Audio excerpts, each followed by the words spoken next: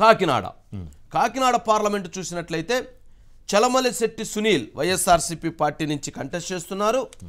ఇక అక్కడ జనసేన పార్టీ నుంచి తంగెళ్ళ ఉదయ్ శ్రీనివాస్ అక్కడి నుంచి కంటెస్ట్ చేస్తూ ఉన్నారు. ఎక్కడి నుంచి? కాకినాడ పార్లమెంట్ నుంచి. మనం చూస్తే అక్కడ చలమలశెట్టి సునీల్ చాలా ఆర్థికంగా బలమైనటువంటి వ్యక్తి.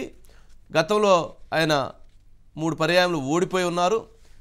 ఉదయ్ శ్రీనివాస్ పవన్ కళ్యాణ్ గారికి అత్యంత సన్నిహితుడిగా, యువ పారిశ్రామికవేత్తగా ఆయన అక్కడ అభ్యర్థిగా పవన్ కళ్యాణ్ గారు ప్రకటించారు. మరి అక్కడ మనం చూసినట్లయితే సామాజిక సమీకరణాలు, అక్కడ జరుగుతున్నటువంటి రాజకీయ పరిస్థితులను తీసుకున్నట్లయితే ఉదయ్ శ్రీనివాస్ గెలుపు ఖాయంగా కనపడుతూ ఉన్నది. ఉదయ్ శ్రీనివాస్ గెలుపు కాకినాడ పార్లమెంట్లో స్పష్టంగా కనపడుతున్నది. దీనికి మనము గతంలో వచ్చినటువంటి ఓట్లను కూడా ఒక్కసారి మనం కంపేర్ చేసుకుంటే ఎవరైతే వైఎస్ఆర్సీపీ పార్టీకి కాకినాడ పార్లమెంటు పరిధిలో గతంలో 5,37,630 ఓట్లు రావటం జరిగింది. ఎవరికి? వైసీపీకి, వంగా గీత గారికి.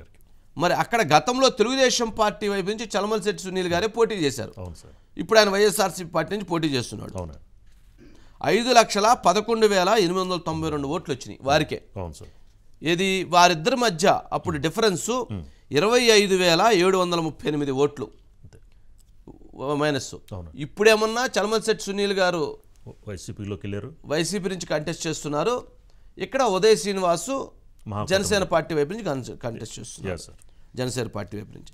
అయితే ఎందుకు ఉదయ్ శ్రీనివాస్ గెలుపు కన్ఫర్మ్గా కనిపిస్తుంది అని చెప్పడానికి గల కారణం, తెలుగుదేశం పార్టీకి గతంలో 5,11,000 ఓట్లు వస్తే అక్కడ జనసేన పార్టీకి 132,648 ఓట్లు వచ్చినాయి.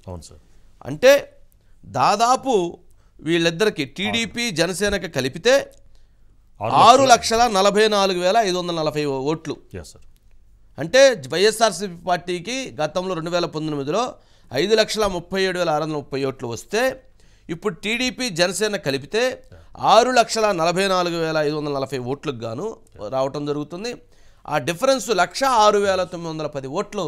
మామూలుగానే గత దాన్ని బట్టి చూసుకున్నట్టయితే ఇక్కడ టీడీపీ జనసేన కలయికతో కాకినాడలో ఉదయ్ శ్రీనివాస్, అంటే ఉదయ్ శ్రీనివాస్ అభ్యర్థి అయినప్పటికీ కూడా పవన్ కళ్యాణ్ గారికి హనుమంతుడు లాంటి వ్యక్తి ఉదయ్ శ్రీనివాస్ అనేటువంటి ఒక అభిప్రాయం. అంటే ఆయన పట్ల ఆయన గురువుగా, ఆయన శిష్యుడిగా ఈయన భావిస్తూ ఆ రకంగా వెళ్తున్నారు. కాబట్టి అక్కడ అభ్యర్థి ఉదయ్ శ్రీనివాస్ కంటే పవన్ కళ్యాణ్ అనేటువంటి అభిప్రాయం ఉండటంతో ఉదయ్ శ్రీనివాస్ యొక్క విజయం అక్కడ ఈజీగా ముందుకు వెళ్ళేటువంటి పరిస్థితి కనిపిస్తుంది.